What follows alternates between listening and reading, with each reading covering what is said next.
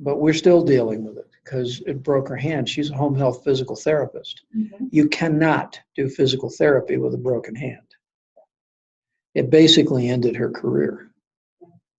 But she got hit. She was turning left on a left turn arrow when she got broadsided by a Tahoe doing 45, running the light. And the guy apparently looking down, according to one of the witnesses. So, yeah. Sorry?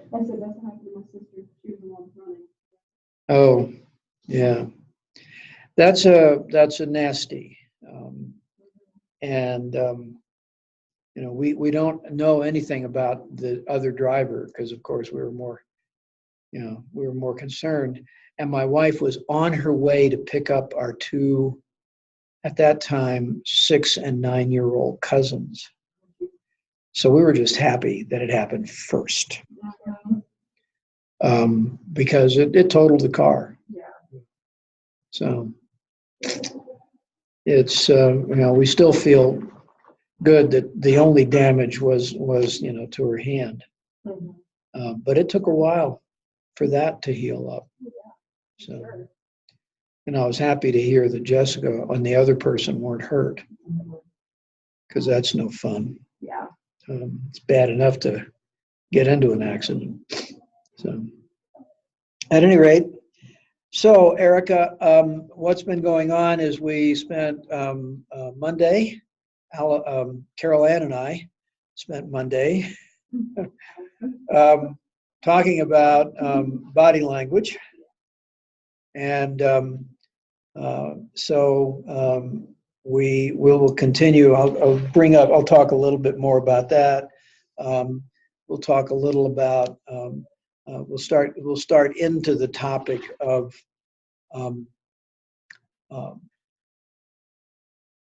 visual aids that we can have to go along with our presentations, when you should and when you shouldn't use them.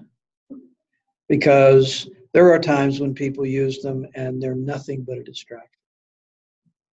And so we'll talk about that a little bit. But what I'd really like to do is make sure you're up to date on what you have to catch up on. Last week was, the discussion, the assignments, and so forth. So if you can get those done and to me, we can get you, started on catching up. But then, of course, this week we have the usual assignment of the videos and readings, plus your major assignment. You have a discussion, obviously, and there's a small assessment. But your major assignment for this week is your final speech, which I don't know if you've had a chance to read through the description of it. But it's something related to what you'll be doing in your career. And I left it deliberately wide open because I like you guys to get creative about what you're going to talk about. I don't want to put people in boxes, because I don't want your creativity to be curtailed. Now, I really, something that's totally unrelated to what you do, if you really have a passion for something that's totally unrelated to what you're going to do, let me know about that, so that I can say either, okay, let's do that, or maybe something else. That's okay as well. But you will, in your career, be standing up in front of peers talking about something in your field. Not always. Many years ago, my wife and I spent 2 years backpacking around the world. And when we came back to the United States, we ended up going back to North Carolina, where we'd started out. And I had no intention of returning to my former employer, but they offered me the best job offer that I had when I came back. And I said, well, okay, I'll do this for a couple of years, and only stayed there another 15. But they asked me to deliver a talk about our trip. So totally unrelated to pharmaceuticals or chemistry or biology or any, well, not biology. I have some pretty plant pictures. But not totally, and some animals that are not normally seen in North Carolina, and some funny stories. But you can find yourself doing that. That was just fun, you know. I brought in a carousel of slides and just took it from there.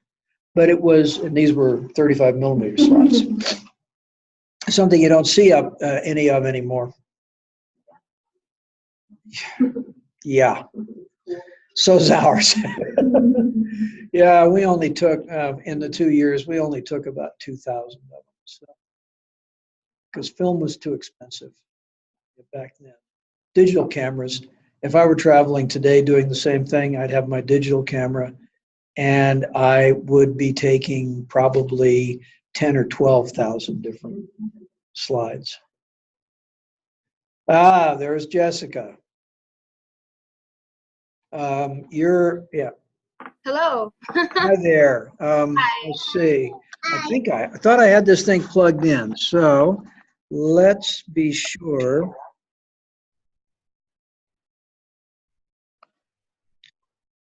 Speak up again. I'm right here. Can you hear me? Yeah.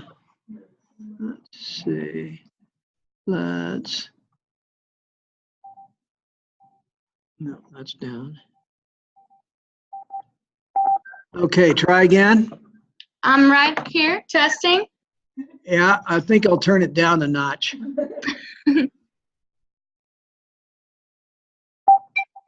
Okay, that should be better. Okay. Okay. So- I've got the shared screen, but I don't see you or me actually. I don't see any video. Just the shared screen. All right. You Oh, should be there able you to are. see me now. Yes.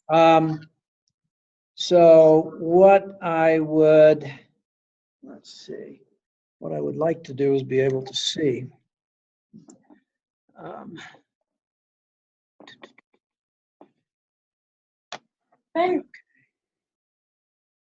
Okay. Let's see. Leave it alone. Let me see if I can somehow, nope, can't. All right. I don't know how to make your image bigger. That doesn't want me to do that. So let's see. I know there's got to be a way to do this.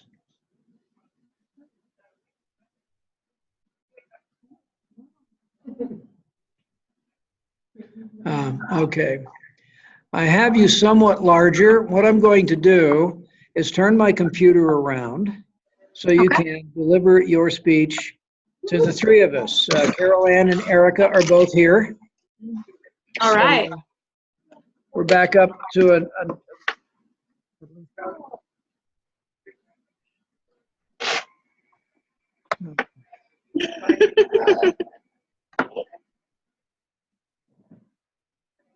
and I'll come over here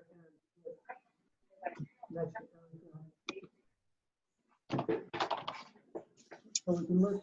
Okay.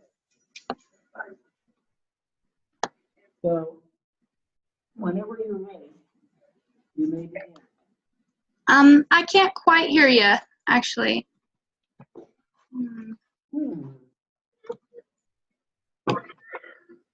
That's interesting. All righty.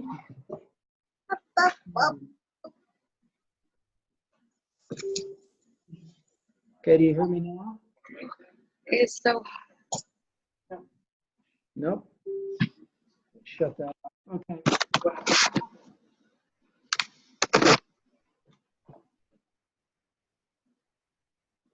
Haven't had any trouble with this.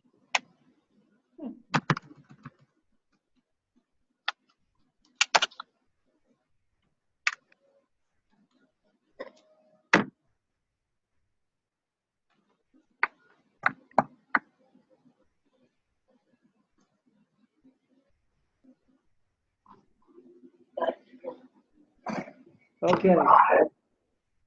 We can hear you, so go ahead.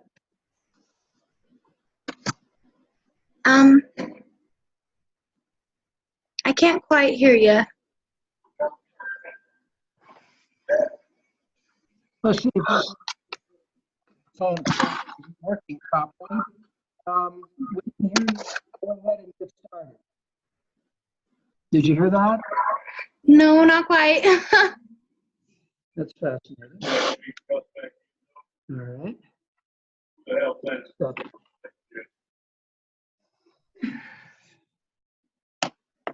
We'll do it by chat.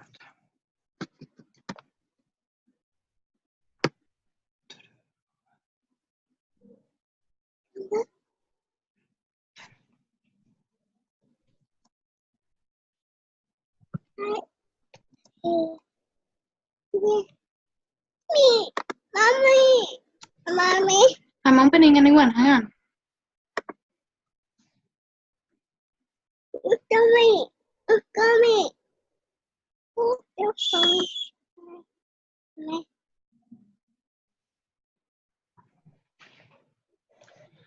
Okay, I just sent you a chat. Oh. A chat in Canvas? In Zoom. You should be able to see it in the menu bar at the top of your screen. Oh, yeah. Okay, I see it there. Oh, okay. All right. So I'm gonna give my speech sitting down, if that'd be all right with you guys, being as we're online instead of in person. I wish it would be. I would rather it be in person.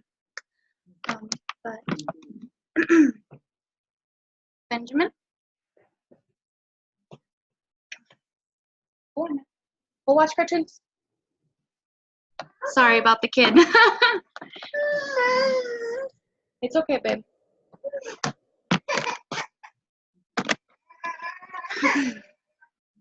What makes the difference between a career and a job? Factors may include a comfortable workplace or an education within that field, but what truly defines a career is financial security and comfortability. When an employee is happier with their wages, they're more likely to view this job as a career option and less likely to search for something better. The biggest loss a company is going to take is losing a trained employee and taking the time to train a new one. The key to retaining your employees is paying a fair wage according to the standards of average pay for automotive technicians. There are many things to consider when assessing the average pay of an automotive technician, including the location, the years of experience, and certifications. But today I'd like to look at the big picture of the national averages of the automotive mechanics and how far behind we are in our company. So the national average for an automotive mechanic is going to be $38,000 a year. And sitting on the low end, the bottom 10% is going to be $29,000. Taking an average of all of our employees in our shop, and our average is probably around $22,000. These numbers have to be terribly embarrassing to our company and are a clear indication as to why we have such a high turnover rate and why we're losing good employees to other companies. If a workplace has a good system in place that pays incentives for performance and has clear objective metrics, it can improve company morale and retention, reducing absenteeism and turnover rates. Now, this is it when doing research according to the Financial Post. So it's standard procedure across all companies that when we improve morale, when we improve our company's pay, we can improve our employees' happiness with their career choice. I've seen firsthand within a larger and smaller stores the incentive programs and their lack of driving motivation. The bonuses shouldn't be the motivation in our company. It's an unfair practice with the larger stores and the smaller stores unable to achieve as much as the larger stores with more effort than the larger stores put in. So when an employee can find a company that they can depend on, then a company can find employees that are dependable. I'd like to discuss further the difference between a career and a job. What it really boils down to is financial security. We can talk about comfortability all day long, but it's really about our paycheck that matters. The ability to comfortably afford our expenses is crucial to our content employees. If we can not only comfortably pay our bills, but save money as well, we're more likely to view this as a career option. When we can't prepare for an uncertain future, then we start preparing by looking for better opportunities elsewhere. In my case, I've started to further my education to hopefully open my future up for better opportunities. The lack of commitment and stability within the company is what defines it as just a job instead of a career. It affects productivity, and employees fail to show initiative, and the sales, of course, decline. A salesman must truly believe in their product and their company to be successful. There's a big difference between doing things by the book and putting in the extra effort to go above and beyond. These are the actions that we need to reward in our incentive program. With fair wages, it's easy to see that this is more than just a job, and we can encourage employees to view this as a career. And then we'll see the improvement in our company morale. Thank you. Okay. Let's see if I can figure out what's going on here. Under.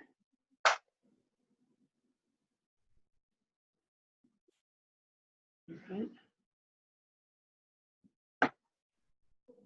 Okay, do you hear me at all? Slightly. It's not as good as the other microphone. Okay. Yeah, we're having a rough. I don't know what's going on with the microphone here.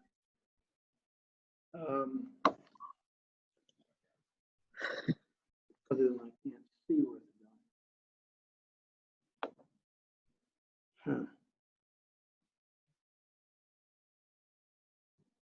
Let's see. Okay, is that any better?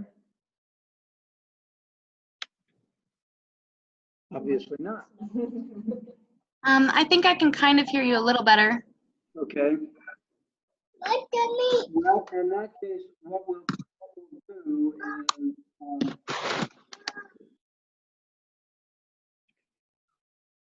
all right.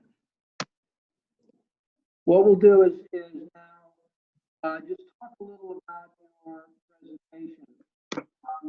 First off, Erica and Carolina, do you have any questions?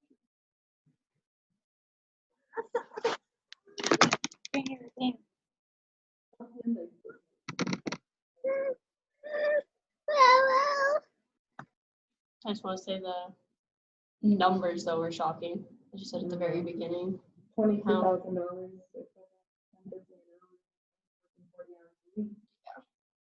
And I know in the auto industry, my husband was putting in extra time when he was in it. And he didn't get paid that extra. Yeah, especially in an expensive place. That makes it hard. You know, we have a bunch of employers who think that Colorado is such a nice place to live, they don't have to pay people to live here. And that may have worked 40 years ago. It doesn't work anymore. The cost of housing, cost of transportation, you just can't afford to live here with those kinds of salaries.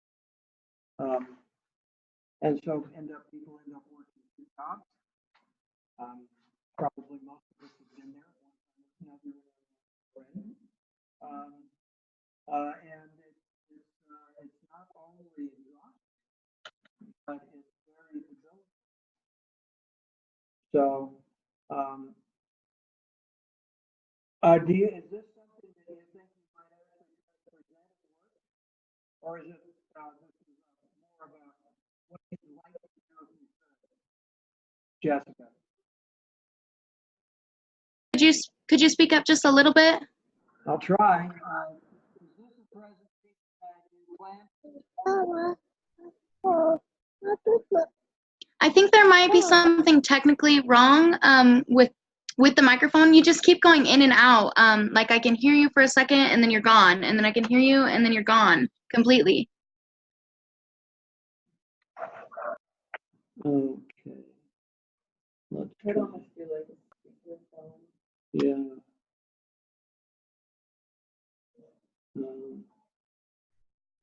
Let me take a look. Okay, is this any better? Not. No, it's Mm-mm. not. The microphone is on.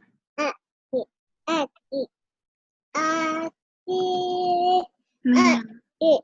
Okay, did that help?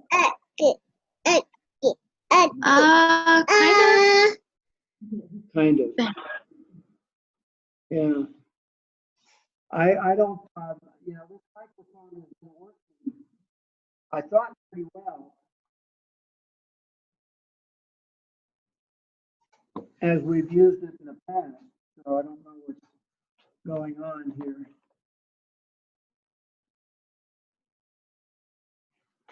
These things do fail.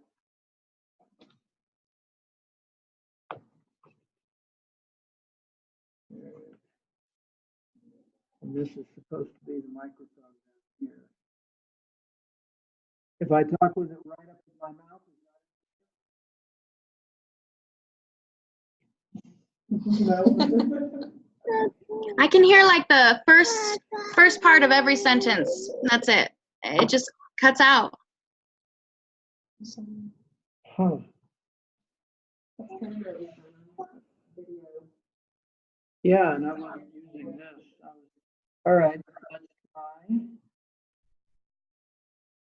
Yeah, I'm gonna pull that.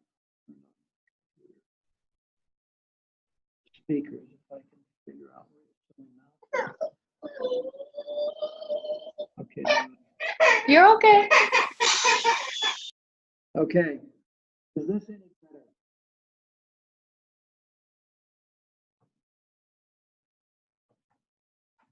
Pathetic microphone on these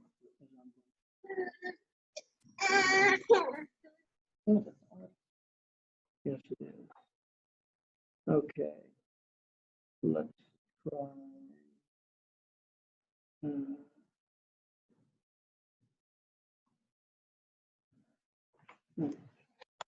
Try something else. There's supposed to be an answer to all of these things, right?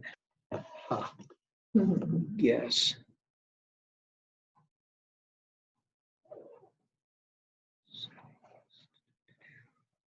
Um,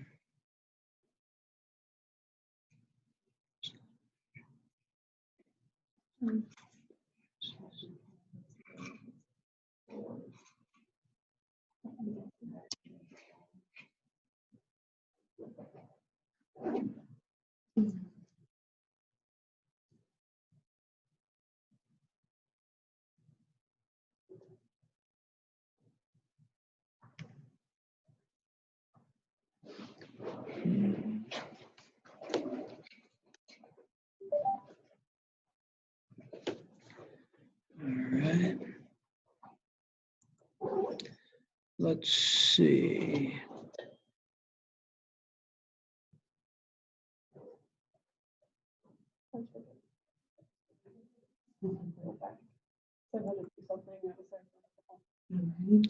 Let's see if I can get this thing to connect by Bluetooth.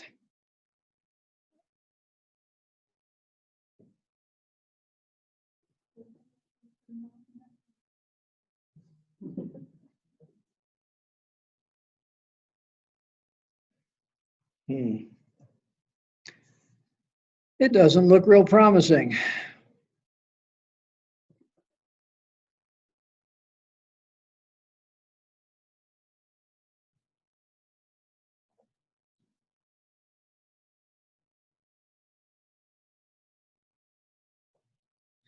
No, that isn't gonna work. It's not recognizing this thing, and I thought I had it turned on. Doesn't really tell us whether it's on or not.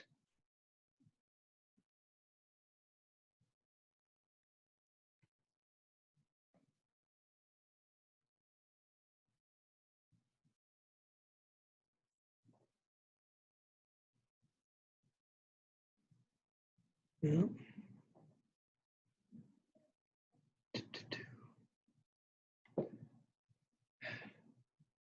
All right.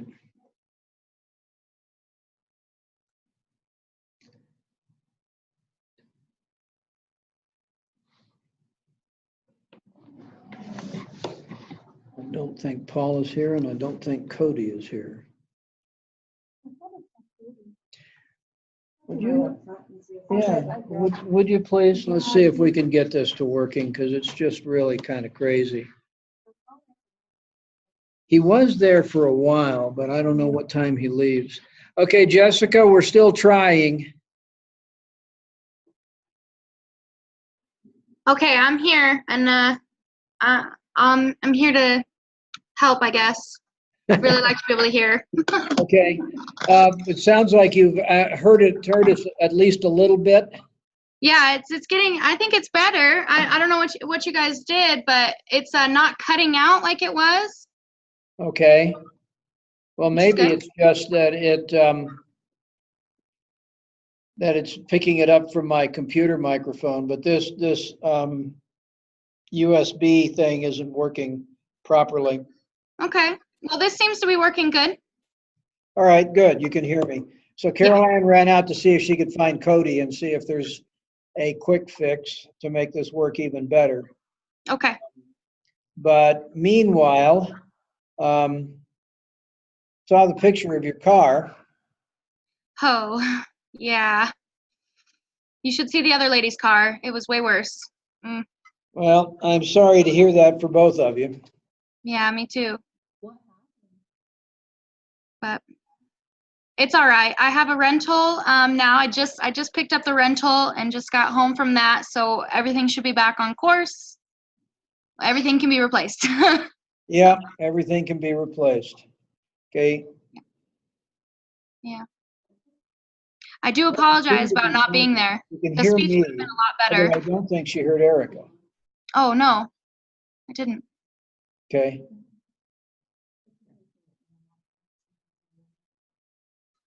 Yeah. Yeah. It's hard to know. It could be anything. We can blame it on your internet connection, or we can blame it on this equipment, but it's kind of irrelevant. It's not working as well as we like. So we'll continue class. Okay. Okay. So Monday, you looked at the video from Monday, right? Yes, I did. Okay. So I don't have to repeat any of that. No. That's good. Because one of the things that I thought I would do now, and I'm going to ask Carol Ann and Erica actually to move close to the computer, because I want you to read a script. Okay. And then, Jessica, what will happen is that we are going to ask you to try and interpret what they're talking about. And this is an exercise in sort of the nonverbal that comes out of incomplete sentences Okay. between two people who know what they're talking about. Okay. And I'm going to tell them before we get started. I'll write down on a piece of paper what it is they're talking about, because that will change probably the way they engage in the conversation. Okay? All right, so let's switch around a bit.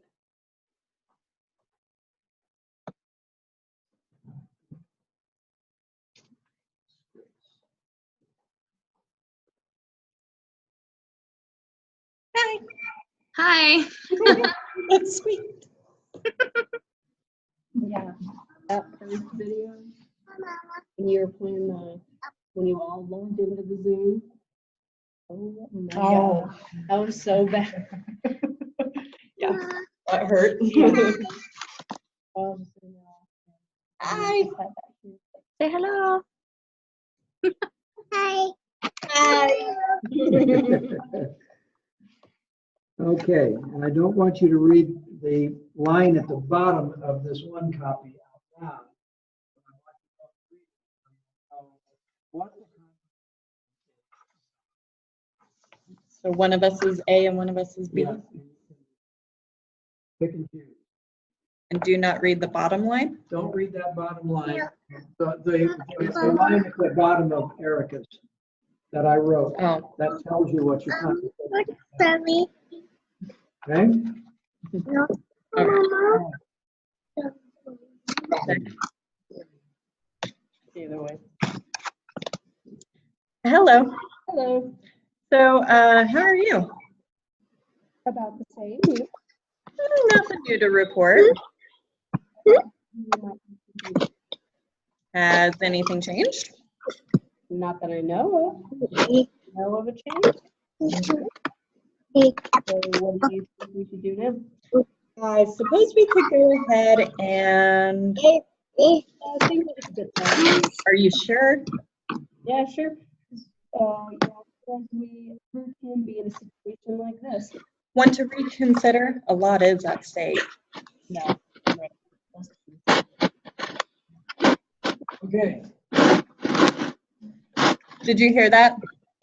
Your part was very clear. Erica was a little bit fuzzy, but I think I picked up most of it. I think I picked up the gist. Okay. I will. This is an activity that is more suited to a bigger group of people, but we make do with what we've got. And so, any thoughts as to what they could be talking about? So it sounds like Carol Ann was trying to be more persuasive, like trying to talk Erica into something. Like, are you sure? Or would you like to reconsider?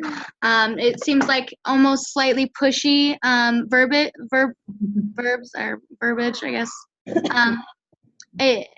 That's at least what I think I picked up from it. It was kind of hard to hear her Erica's side of it, but I think that's what was going on. Okay.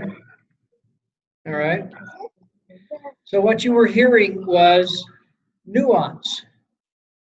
The non-verbal communication that comes from tone of voice. If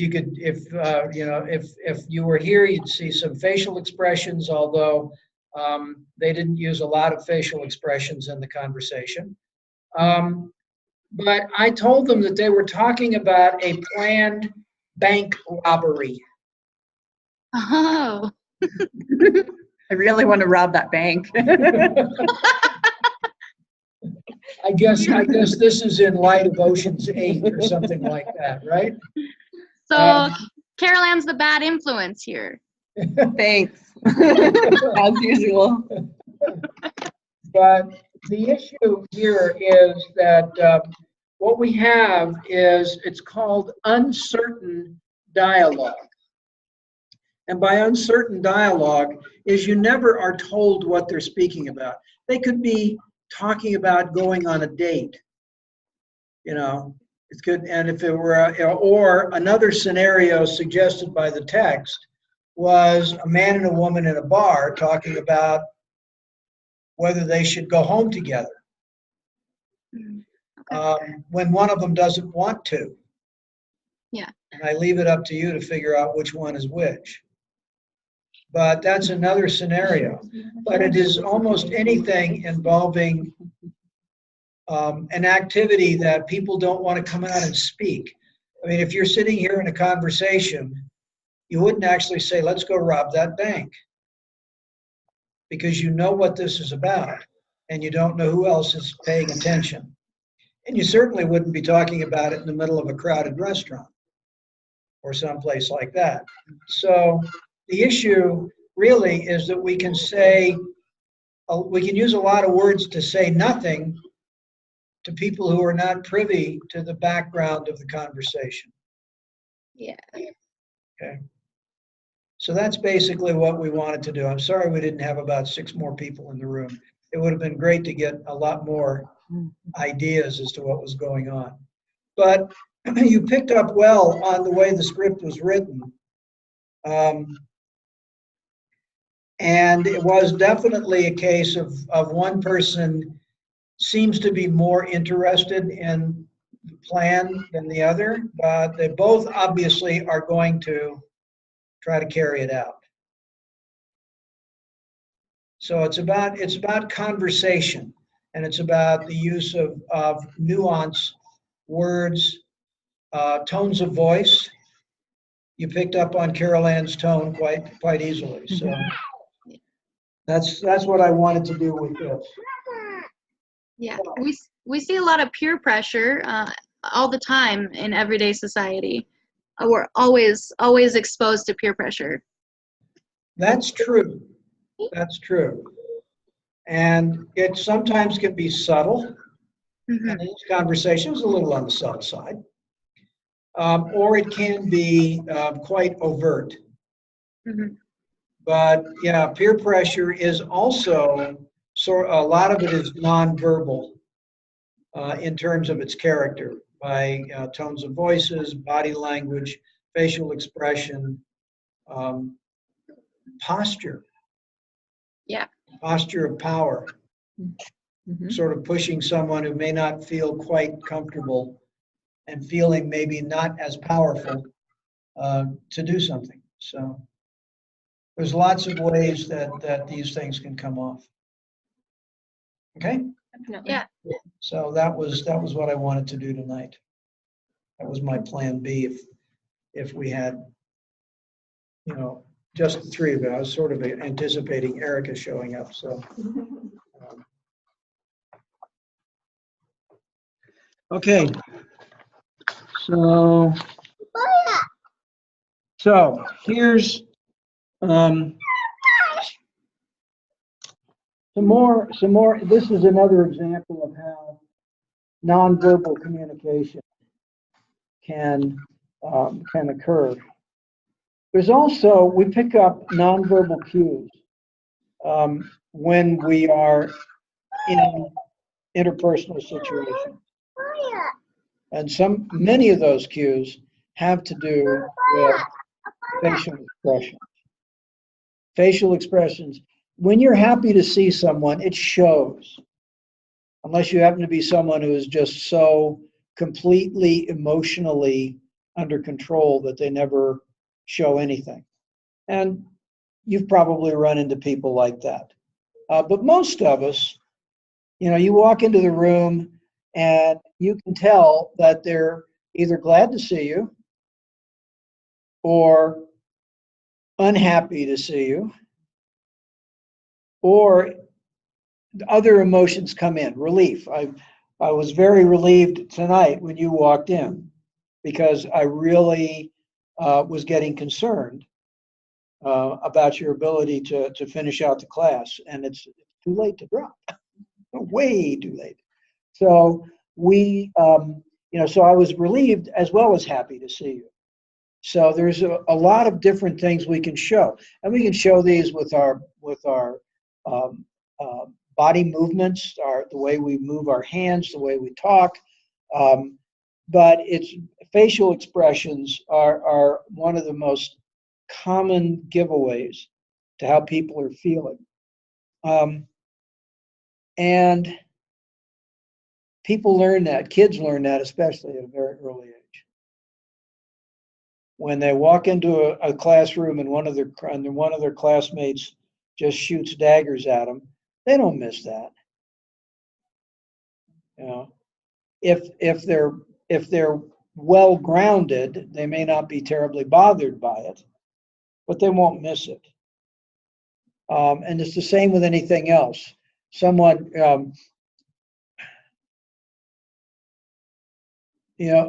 on last week, on Friday, we had to take my mother-in-law to the doctor because she's just been really having problems. And the doctor said, is there anything that gives you joy?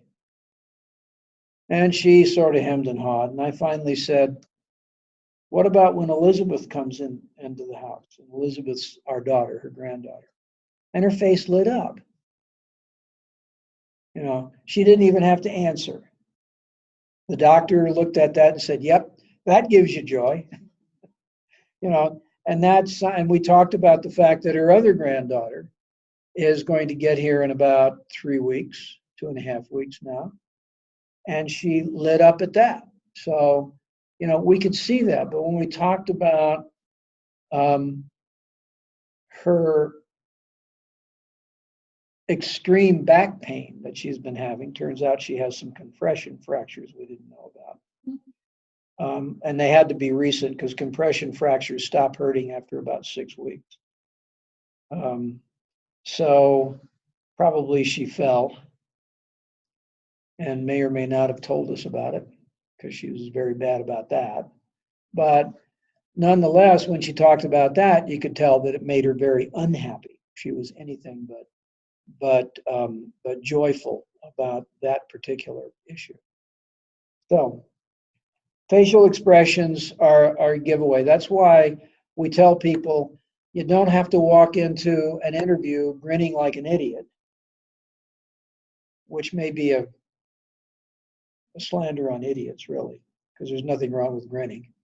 But grinning in a looking like some sort of, you know, fool. But you also don't want to walk into an interview with a frown on your face. Even if the traffic has been miserable and people have been yelling at you and all sorts of things, it's not the interviewer's fault. And it will be a demerit. It will hit you. So the way we present ourselves, it's all right for any of us to have the emotions that are normal in life. But as an example, I'll go back to my mother-in-law. She was a legal secretary until she was 72. And the only reason she quit at 72 is the company's policy was you had to retire at 72, and that applied to the lawyers, so it applied to the legal assistants and the secretaries as well. So she had to retire. Otherwise, she would have worked another 10 years at least. But she had a guy come into the office one time and look at her and say, Lorraine, you always look happy. You're always upbeat and cheerful. And her response was, from 9 to 5, I'm perfect. And it's all about attitude. We can change our attitude. So when you walk into an interview and the traffic's been miserable, you were almost late, and you're really angry, you need to compose yourself and walk in the door as though the world is perfect.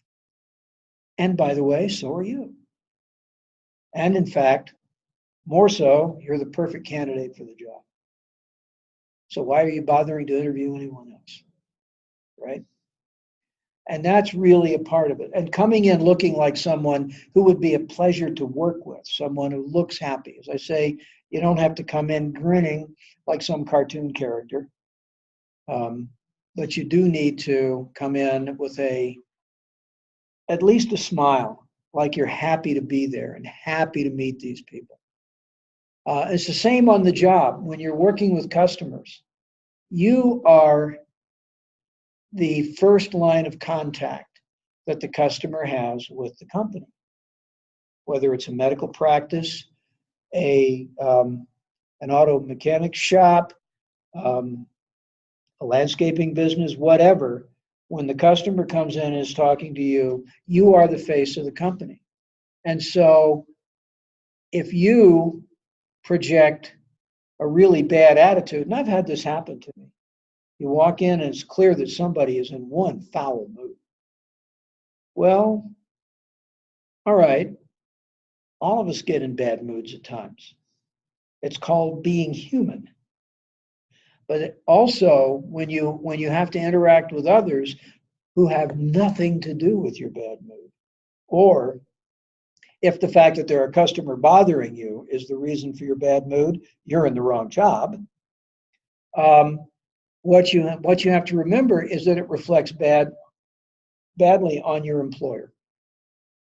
And if it's your business, then it's reflecting badly on you. That's one of the reasons that you really need to, work at sometimes. I know I do. Some days I get out of bed and I just, don't bother me. Stay away.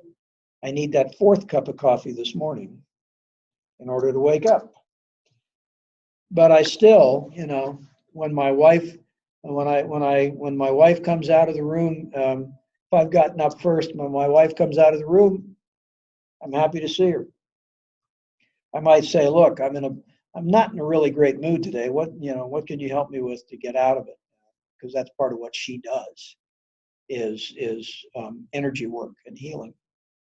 But I'm in an enviable position because I have someone who actually knows how to do that. But the fact is, when I was working in the pharmaceutical and biotech industry, most of my jobs involved meeting with many other people all the time. Sometimes people within the company, sometimes people from outside the company. And I always did my best, no matter what else was going on, to put on that pleasant face and deal with things professionally. So when we walk in and somebody is not in a good mood, it's a couple of things. My brother-in-law does this to my dad, who can be just as crotchety as an old goat sometimes.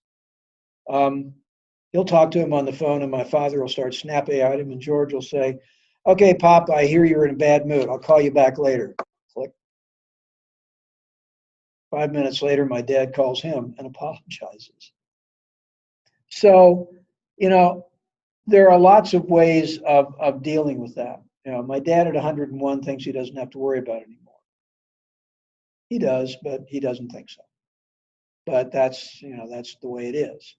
But we still have to think about what it is that we want to project. And when I always used to say when companies, when financial people would start harping on this thing called shareholder value, that's one of my set off points, because I don't care about the shareholders. And there's a reason I don't. The reason I don't is that if you have happy customers, if your employers really enjoy working with you and want to be with you and want what's best for you, if you have a good relationship with your vendors, you pay them on time, you don't try to cut the price after you've already agreed with it. Similar to what you and I talked about on Monday. The regulators. You have regulators that are part of your constituency. And if they're not happy with you, they put you out of business. Finally, there's the public at large, which is the source of all of those: employees, customers, vendors, regulators. If you have a good reputation in the community, then you'll have plenty of business. You satisfy those 5 constituencies, and your shareholders are going to be very, very happy. But when you only worry about the shareholders, that's when you get people coming in and destroying companies, cutting costs, lowering wages, cutting benefits, closing factories, firing people. A few years ago, probably 10 years ago now, the Sunbeam Corporation was in trouble. They were losing business, and they went out and they really were having a hard time rebuilding their business. And they went out and hired a guy by the name of Al Dunlop. Now, Dunlop was known as Chainsaw Al, because he would come in, he'd get this big contract, millions of dollars to be paid as a chairman or a CEO. And he would come in and he would cut jobs and he would fire people and reduce expenses. And then before it hit the fan, he'd leave and go to the next job. And Sunbeam, he came in and he started closing Sunbeam's manufacturing facilities. And finally, their board of directors said, time out, fella. How are we going to make our products? And he didn't have a good answer to that. I think his answer was a patent, we'll contract it out. You can't make money that way, especially when you have existing facilities that are paid for. But he was just going to close it off. They fired him. He sued them because he had a contract that said he was going to be paid X amount for such and such. And they said, no, your contract was also for performance. And they won in court. But he was going to destroy the company so that the public shareholders would see cut expenses and therefore increased profits, therefore increased share price. When the other way to do it is to build a business that everybody wants to patronize. Then everybody's happy. And you don't have to worry about it. So that's one of the reasons that I say, you know, everybody wants to work with employees that are happy, but go to a few years ago, I don't know if it still is because I don't fly them anymore, but United Airlines had an absolutely wretched reputation for customer service. It was awful, and it was well deserved. They would cancel flights, make you stand in line. There was a Canadian band that was traveling, and the lead guitarist's guitar, which was packed in a crush-proof case, got destroyed. And United said, well, you didn't have it packed properly, so we're not going to pay you. So he put out a video. You can look it up. United broke my guitar. And he wrote a song. United paid for his guitar. They finally recognized that they got some bad publicity because somebody decided to do something about it. Most people will just say, oh, well, I won't fly United anymore. And then the next time they go someplace, they'll fly United.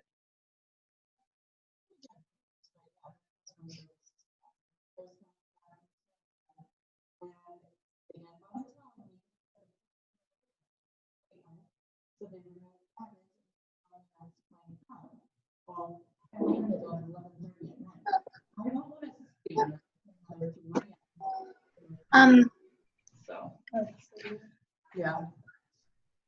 Okay? Okay, are you having trouble hearing again? Yeah, Mike, I can't hear you anymore. You can't hear me anymore? No, it was just fine. What happened? I don't know. I don't know. I just, I turned the computer a little bit. So, wonder, this is crazy. 'Cause I think anyway, let's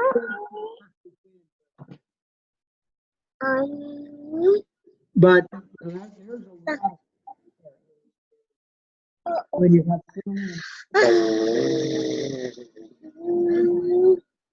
don't have a monopoly anymore. You used to be airline on route. If you wanted to fly, when I was in college in Mexico, if I wanted to fly from Albuquerque to Washington, D.C., I had American Airlines. That was it. Unless I wanted to fly West First and Indy, which is kind of stupid. So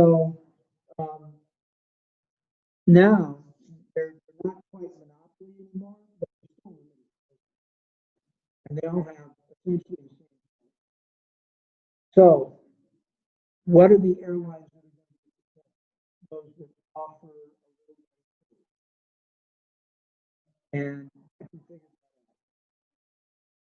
yet. So who knows?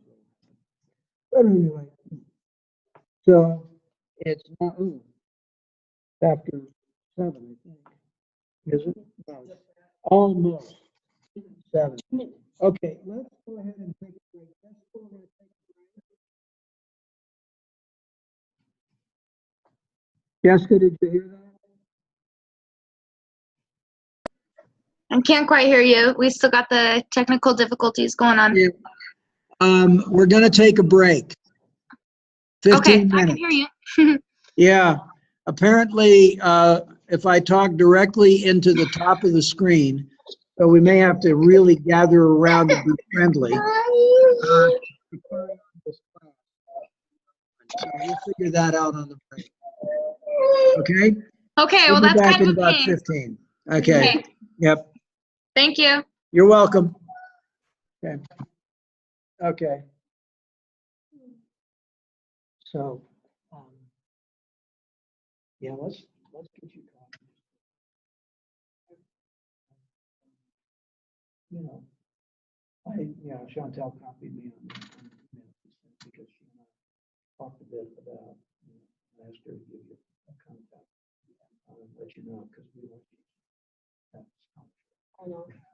I'm trying. I went in to talk to them like the first day of the second week because I could tell it was going to be too much doing both classes, but it was too late. I couldn't drop either No, one. you couldn't. So I'm trying, and then yeah, of course, my car had to be a pain. Well, you didn't choose to have your car break down. I know that. So what happens is get your work in, and I will be very lenient on the late penalty on that, but I want you to catch up. Yeah, I'm trying. Yeah. I will be real honest. I want you to catch up and do well in this class so you can keep the scholarship, but it's at least as important. This class, I think, in many ways is not as critical for you as your midterm class. Yeah, that was also kind of my thought, Yeah. and that's why I've been, because like I said, I got we had to turn in, I think it was 320 no cards yesterday, and so I got a little behind on that, so I was trying to hurry and catch that up, because Yeah. that was my thought It is, process. yeah, but that is my thinking. So I'm gonna be kind of lenient on it because you still have to perform here, Yeah. obviously. But given the importance of medical terminology to your career, I think I encourage you to make sure you get that done. Do the best you can in here. Okay. Let's try to make sure you at least get a B, Okay. so that you can keep your scholarship without trouble. What's your GPA right now? I think I looked yesterday, it was a 3.71, something like Okay, that. good. So it's good. Yeah. It can survive a bit of a hit, but not. I don't want you to decide you can get along with a C. I'd Yeah. rather you got a B. Let's Yeah, just no, I keep it. want to get as good as I can, obviously. Good. Okay, so get the stuff done. I'll try and get things graded as they come in. But given all the crap that's going on in my house right now, I just have to do that on a catch-as-catch-can Yeah. basis. I haven't even graded a couple of things yet from Jessica and Carol Ann. So this guys haven't had time. I just know they're done. And knowing them, I also know the quality of the work. Yeah. So I'm not worried. But I'm worried that if you fall behind, your quality is going to fall off. And you have a good reputation already here, so I want you to keep that polished up. Me too. Okay, great. Yeah, no, I have things on, because Father's Day, obviously, but I Yeah. have the weekend off, at least that I know of. So I'm gonna plan on working really hard on doing the writing for this one more, because that takes me longer. Yeah. Yeah. Do the best you can. As I say, make sure you get the next Yeah. right. But do the best you can here. This is a useful class in many ways, but it's not core. I don't want to denigrate it anyway, 'cause I'm teaching it. I don't want to, but I also want to have you keep your perspective as to what's critical. Yeah. All right.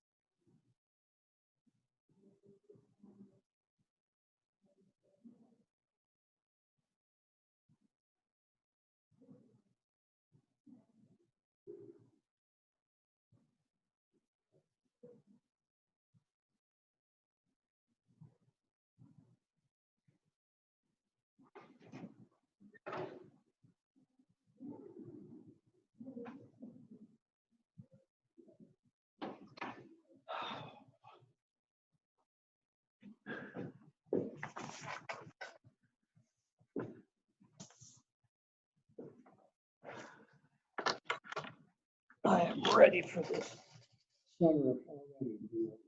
It's definitely gonna happen.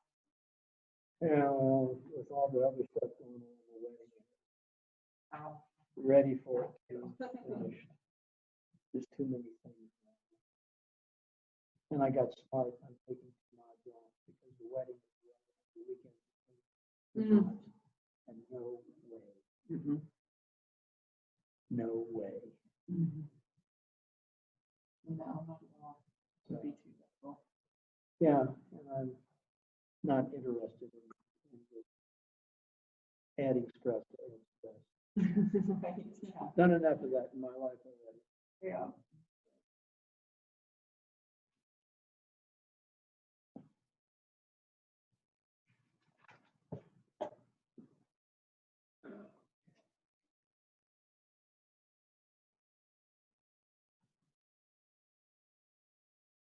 Let's hope this works. Okay, Jessica, can you still hear me?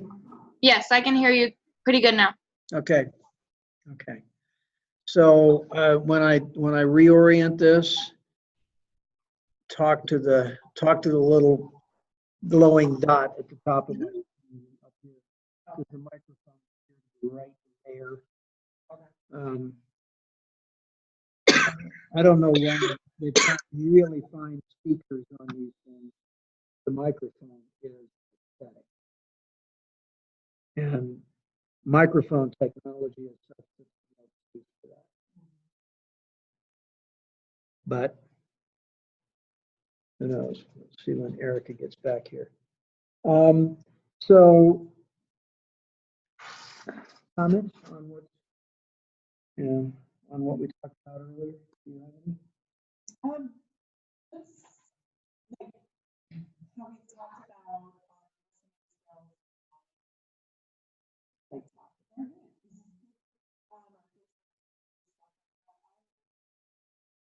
kind of done some self-observing. How I would want how I interacted with people or the kids whatnot. And yeah, it's kind of interesting watching those different cues and how people kind of come off. So. Yeah, I think most of us don't think about the process of communication until we actually get into a class like this that requires you to think about that process. And at that point, you start to be a little more observant of those things. And there are lots of aha moments, especially when we're talking about our relationship with our kids and our parents and stuff. I mean, we suddenly realize and observing the relationship between our kids. When we start understanding all of these things, that's when we get the, uh-oh, I should have known that already reaction. Aha. Yes. Okay, you recognize these, right? You've seen this before? The Yeah. 2-minute meeting? Yeah. So you know the purpose is to get some feedback. Well, we've already talked about where you are and what you need to do. So I just need you to go ahead and put your initials here and here for the first two, and we'll do this again next week. And Jessica, whenever you come in, you'll have one of these to fill out too. What is that for? The What is it? 2-minute meeting form. You remember that? Speak into the microphone just for a second. The 2-minute meeting form. Okay. The 2-minute meeting form? Yeah, you remember that? The little thing you discussed with your instructor every Monday? Hmm. Well, maybe you'll see your first one when you come in. Don't worry about it. It's not a big deal for you to worry about. Okay, the way of keeping track. By the way, I had a little chat with Karen. We're on the same page. Okay. There. That ought to help. Yeah, no, she's been pretty nice about everything Yeah. too. So. Well, that's certainly our job. So, anyway. So, do you have any comments about what we spoke about earlier in the class? Okay. And Jessica, do you have any comments about what went on before the break? About our conversation? So I only caught the first end of that and the last. I'm not sure what a 2-minute conversation form is. So I'm really kind of a little lost. Okay, forget the 2-minute meeting stuff, okay? Don't worry about that next week when you come back. It's not part of your grade, so don't worry about it. What I was asking was, do you have any comments or anything you'd like to say about the first hour of class? Oh.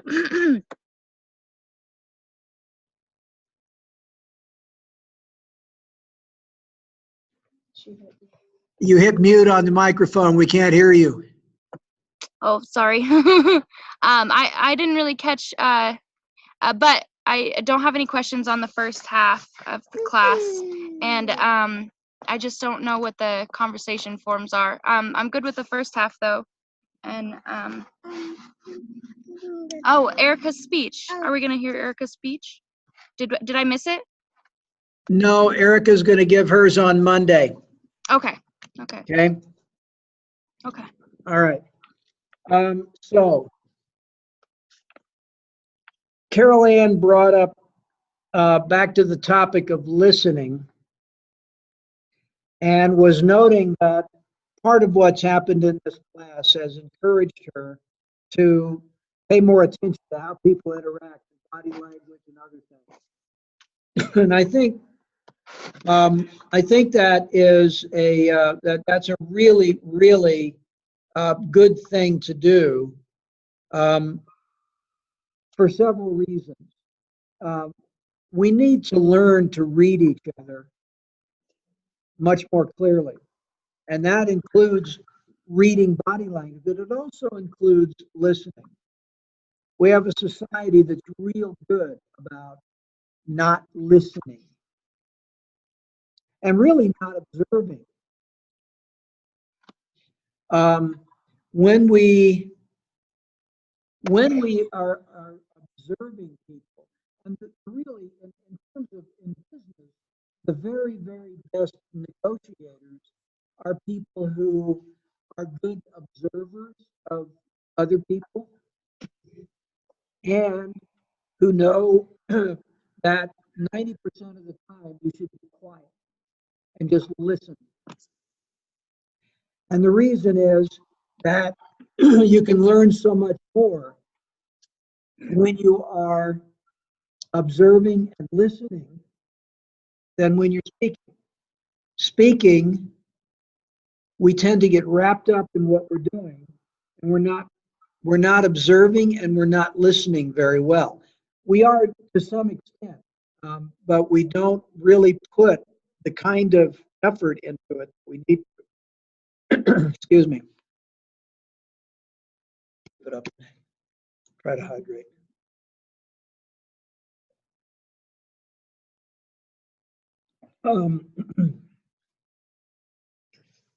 So listening skills are, we talked about on Monday about the idea that nonverbal communication is 93% of communication. That's what the research has turned up in the last number of years. So 93% of the message that we're giving other people is nonverbal. And that includes our facial expressions, body language, tone of voice, our choice of words. 93% of it is not really the verbal part. And it's the same with listening. We don't listen if we are too busy formulating our response. If we're, quite frankly, if we're bored with the conversation and wish that we were, you know, sitting on the patio having lunch or something like that. We don't, if we don't really put our effort into paying attention, observing and listening, we're going to miss a great deal. I don't know if it's 93%, probably not, but I would be willing to bet it's at least 75%. And the other thing is that, as I said, the best negotiators in business or in international diplomacy are those that observe and listen rather than talk. And they can usually get to know their counterparts, the other people involved, and achieve much, much more through that knowledge. And as I said, I think in our first class, we Americans hate silence. And so when we're talking to people and the room goes silent, somebody is going to say something because they simply can't stand it. When silence is often all that's called for. So part of communication is, you know, there's this knowledge, this give and take. Communication is always a two-way street. Otherwise, you're just talking to a mirror. So it's always a two-way street. And that street has lots of avenues of communication,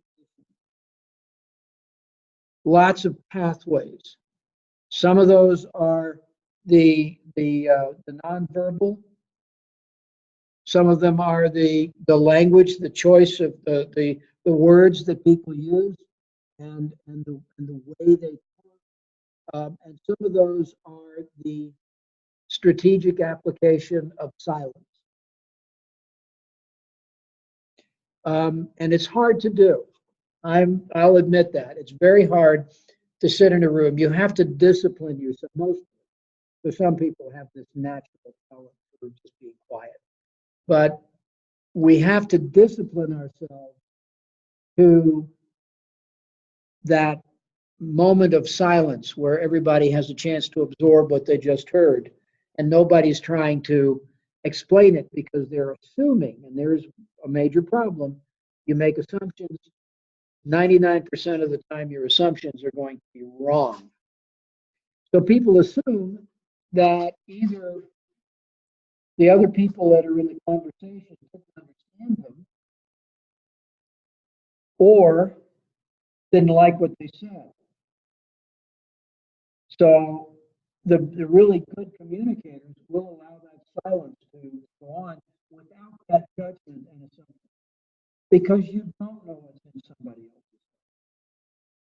And one of the, as I said also early in class, one of the biggest problems with communication is the illusion that it has been achieved. We cannot assume that because we know exactly what came out of our mouth. You know, we see this all the time, kids, parents, spouses, friends, whatever. We know exactly what we mean, or think we do, when the words come out of our mouth. But that doesn't mean that the other person hears them the way we meant them.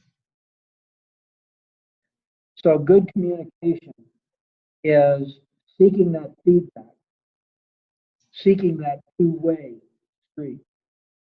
And that works with presentation and public speaking as well. Now, in public speaking, rarely you have people who say, all right, I'm going to stand up here and talk. If you have a question, just interrupt me. That doesn't work because you've prepared something to flow. But communication from the audience comes from their body language, their nonverbals, their posture, the expression on their face. Now, I don't expect if you're giving a presentation in a room, say with 100 people in it, that you're going to be able to tell when the guy in the fifth row back on the corner has zoned out and his pupils are dilated. You're not going to do that.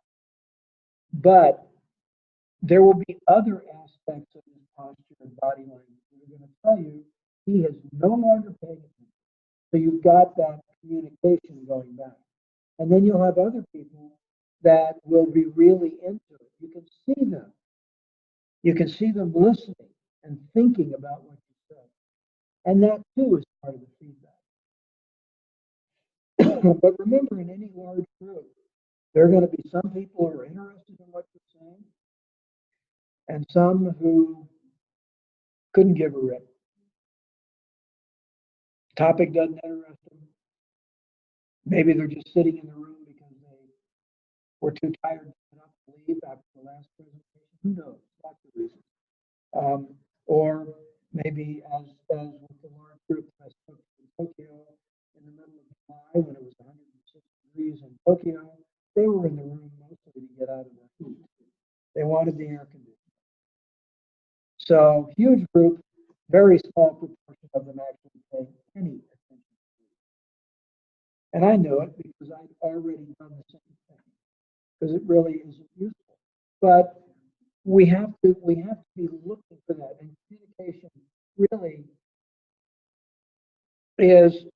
is not just a two-way street, but each party has to be open to both receiving and giving. If you're not open to receiving the information, then it doesn't matter what the person is saying. Now, Erica, you gave an example about talking about climate change to people who don't believe in it. Well, if they've made up their mind, it doesn't matter what you have to say. Everybody's tried the scientific approach. Here is the data. This is hard data. No, we don't believe it. You made it up. Well, there's no communication there. And everybody in the room, including the person who's trying to convince or trying to make a presentation on that topic, wasting their time. So the other thing about public speaking is we talk about this, knowing your audience, and then when the time comes, cut your losses. If you realize that the audience is completely lost, meaning they don't agree with the thing you've said, your example being a good one, you're not going to waste your time trying to give a long harangue to a group of climate change deniers.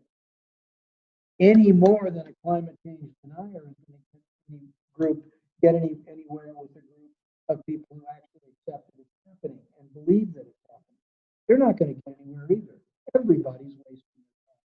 So part of public speaking is to really gauge your audience. Now, we all know that we want our speeches to be really fun. If you've looked at some of the videos from this week, there was the one with the guy at the end talking about what makes a good public speaker. The one where the opening is with him standing there with his arms to the side and arrows are pointing to his hands. He has a couple of, he's a very lively speaker, very engaging speaker, telling some great stories. And that's how you engage an audience. But again, the audience has to want to engage. So, it's sort of like going to a political rally for a candidate that there's no chance you're going to vote for. Why would you waste your time? Why would you even walk into the room? And yet people do it. And they do it, more than I think is useful. But nonetheless, it really is. There's another example. You've shut yourself off. Maybe this guy is somebody you wouldn't vote for, but he might actually have something to say which is useful. Everybody is not unidimensional. There are often people whose overarching philosophy you don't agree with. When I was a kid, I was living in Arizona, and that was the year that Barry Goldwater ran against Lyndon Johnson. That was my last year in high school. The year that Barry Goldwater ran against Lyndon Johnson for the presidency. And I happened to have an opportunity to hear Goldwater and actually meet him as a kid. I mean, couldn't vote for him, so he had nothing to gain, but he was very, very pleasant as a human being. The fact is that I did not believe in one aspect of his politics, but he had lots of good things to say. He really explained his views. You didn't have to agree, and he didn't want you to have to agree. He was pretty good about that. But nonetheless, I was willing as an 18-year-old to actually hear what he said. And he was very, very mixed bag. He was part of that generation that fought World War II. So they had a different attitude about a lot of things in terms of the country.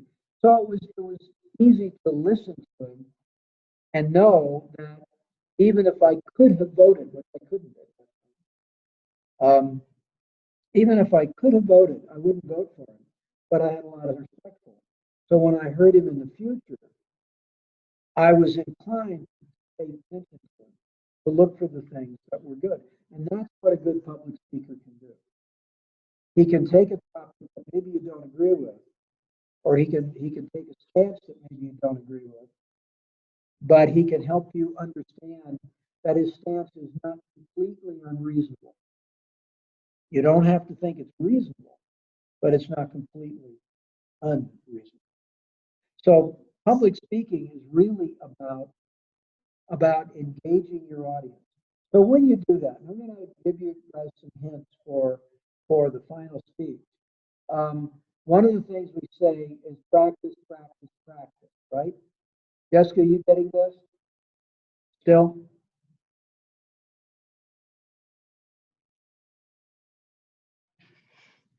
Are you getting this still? I'm getting bits and pieces of it. All right, I'll lean a little bit more forward and see if I can make this a little bit better for you. And in Okay. fact, what I'll do is maybe turn this, and maybe by talking more to Erica and Carol Ann, I'll be talking more to you at the same time. Yeah, I can hear you a lot better. Okay. The idea of engaging an audience is there's the issue of eye contact. With a small group like you'll have here next week, you need to be engaging everyone, making eye contact, at least some, with everyone that's in the room. With a really big group, that's a virtual impossibility. So what you do is you look into the group, and the idea is to have everyone at the back of the room think you're looking straight into their eyes. Even though intellectually they know you can't. But it's that emotional connection. The very best speakers develop an emotional connection with their audience. And the way to do that is, obviously in a 1-month course, we're not going to all become, part of the top 10 orators in history.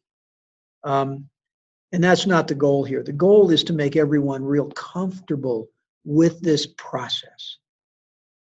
So the issue is, though, a really good public speaker engages the audience, has them actually interested in what they're saying, whether or not they agree.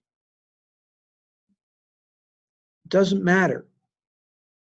But have them, and one way to do that is, we've seen some of them inject a little humor.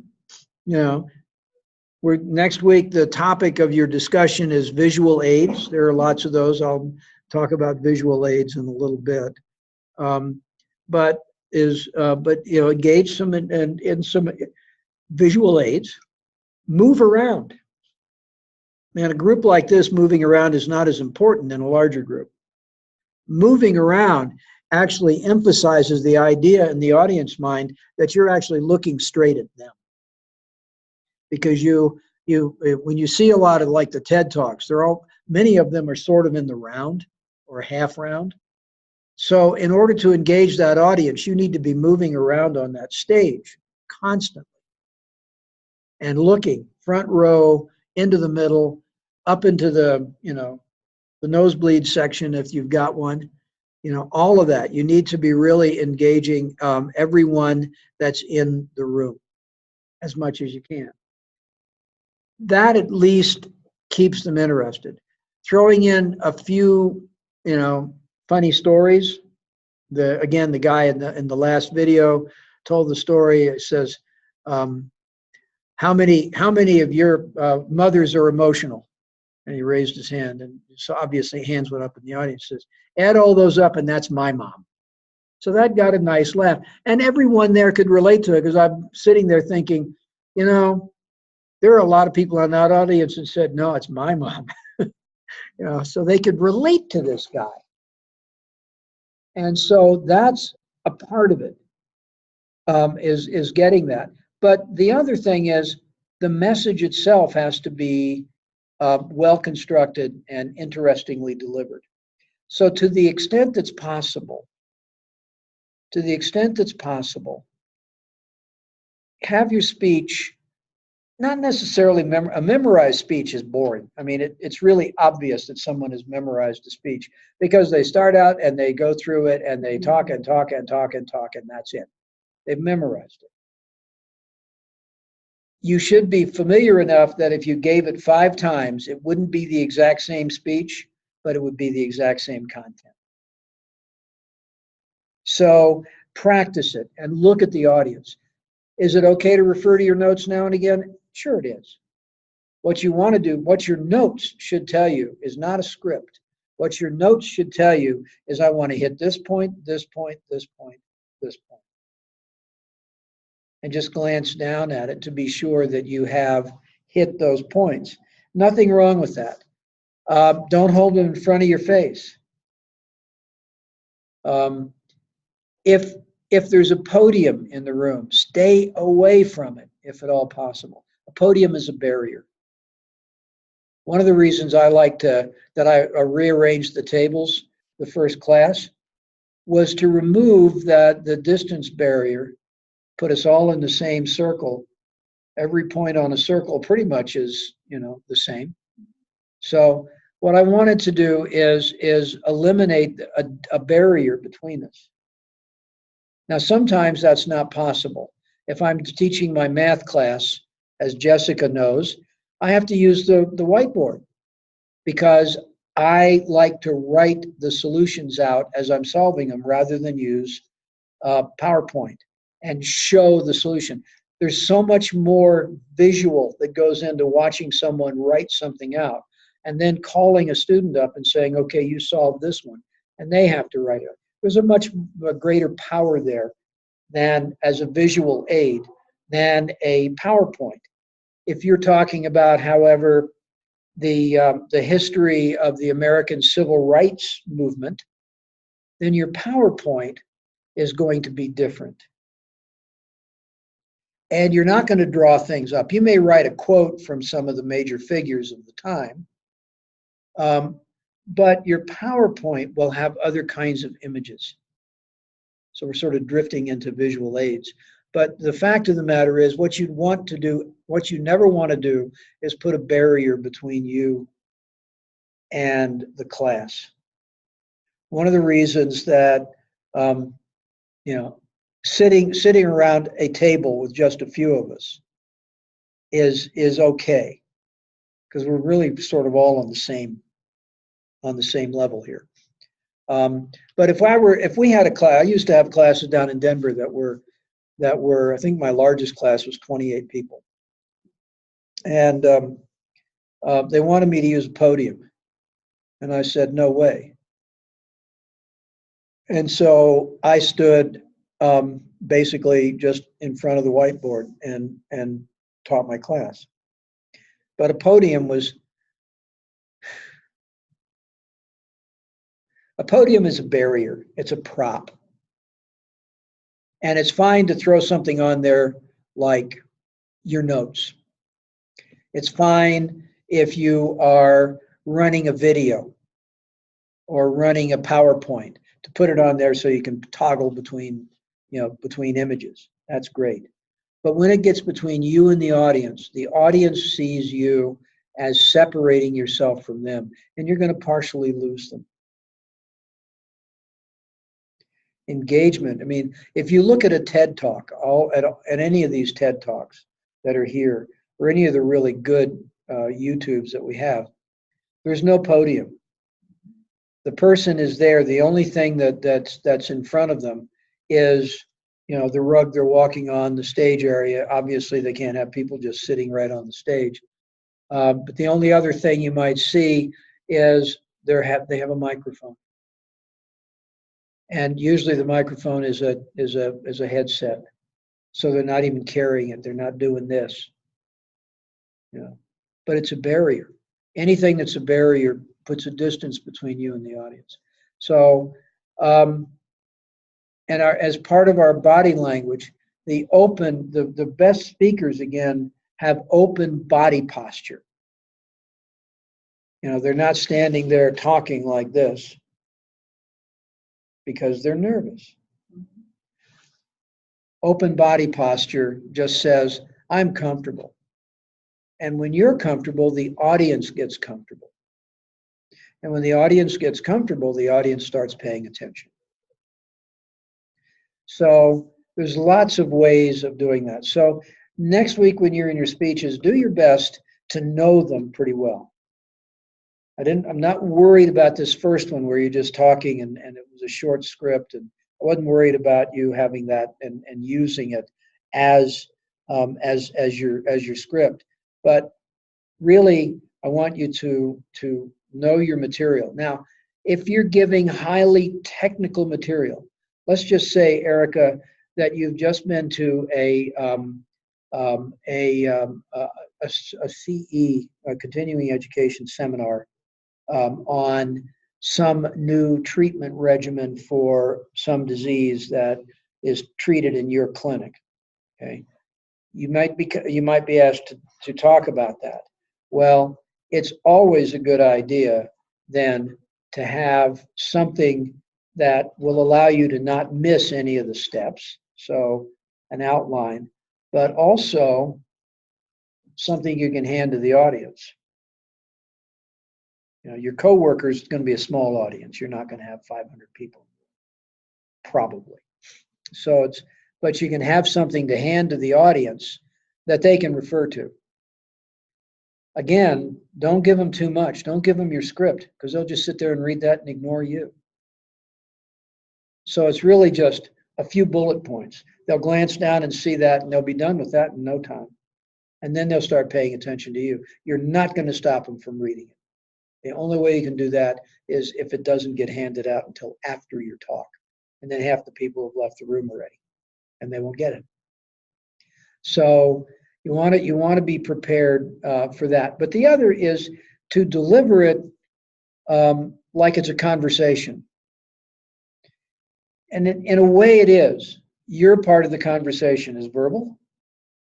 Our part of the conversation is nonverbal. It's our reaction. I usually tell students that I'll sit in the back of the room and make faces at them while we're talking. I never do that, really. But that helps relax people. That's one of my silly ways of helping people relax.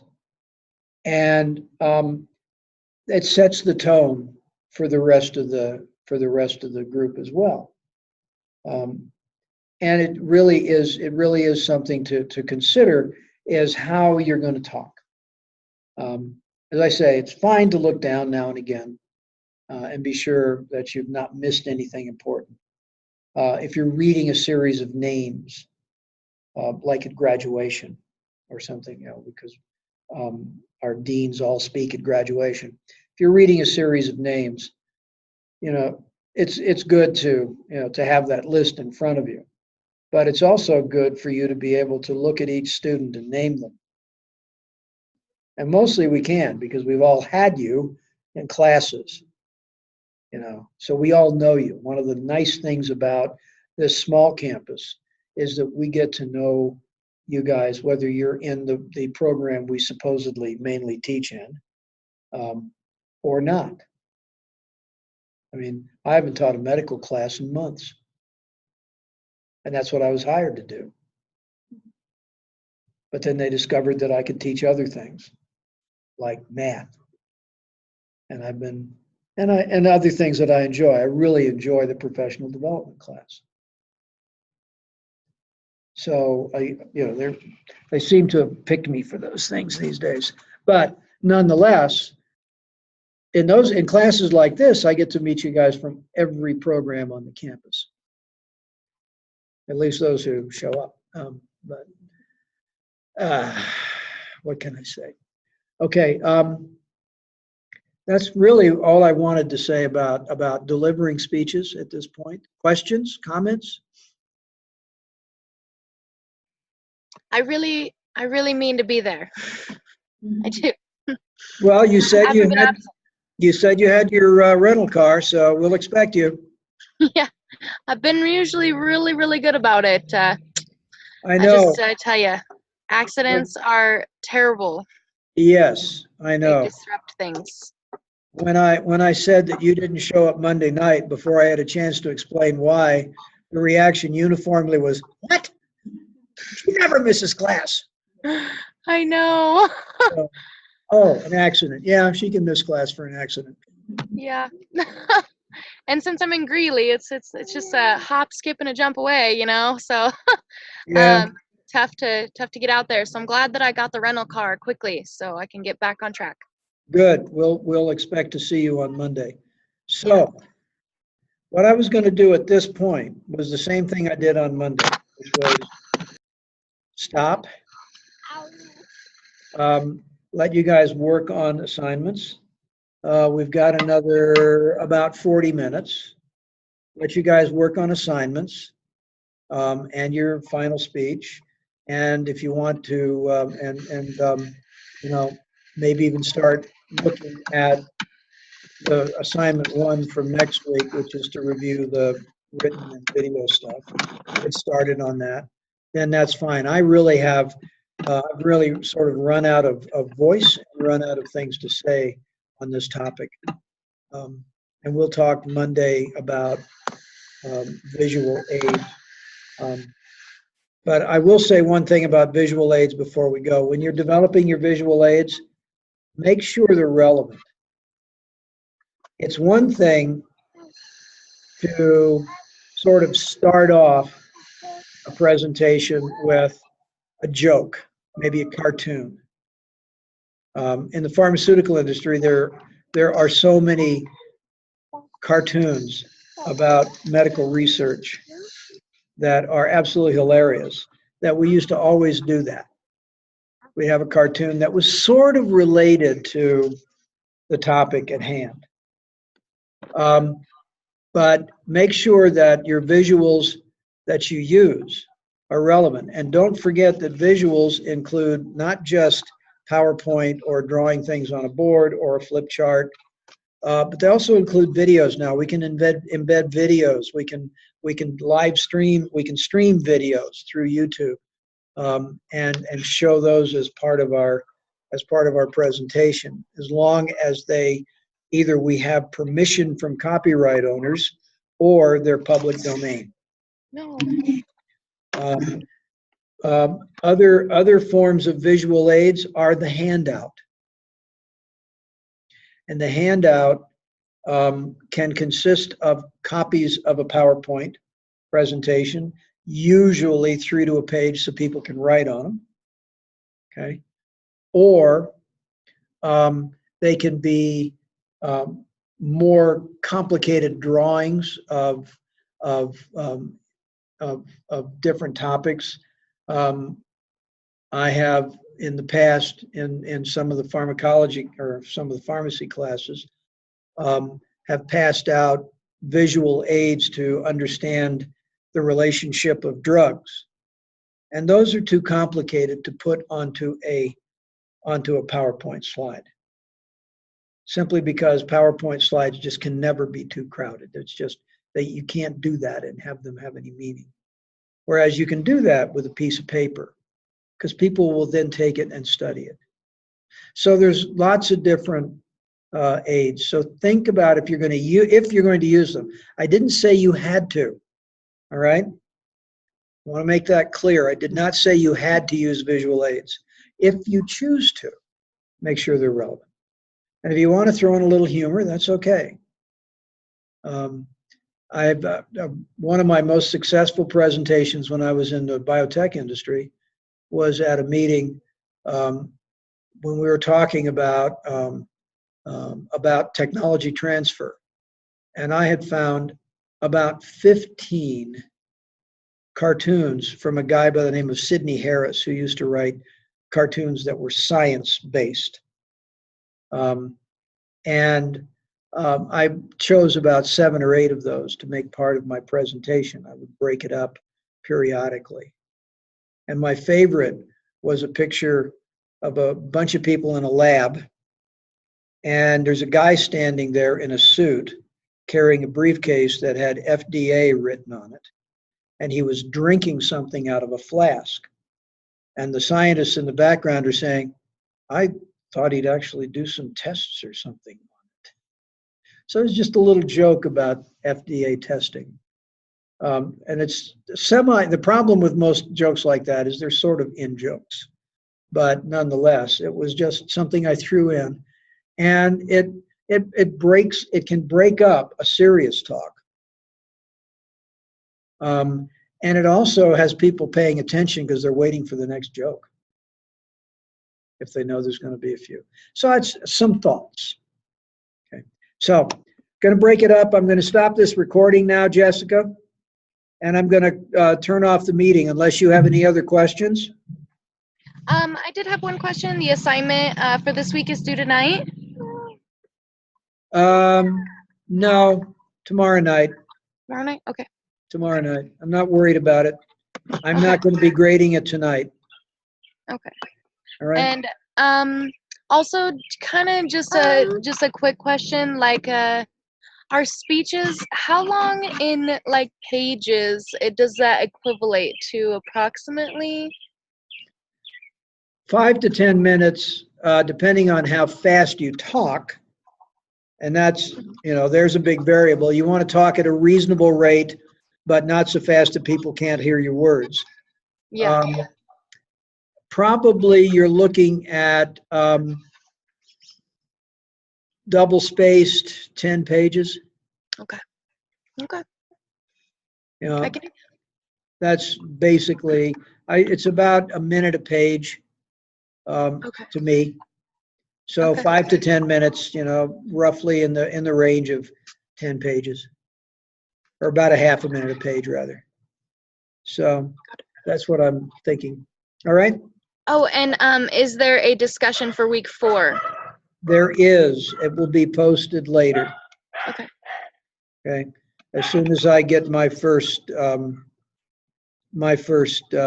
posting on it, it'll be opened up.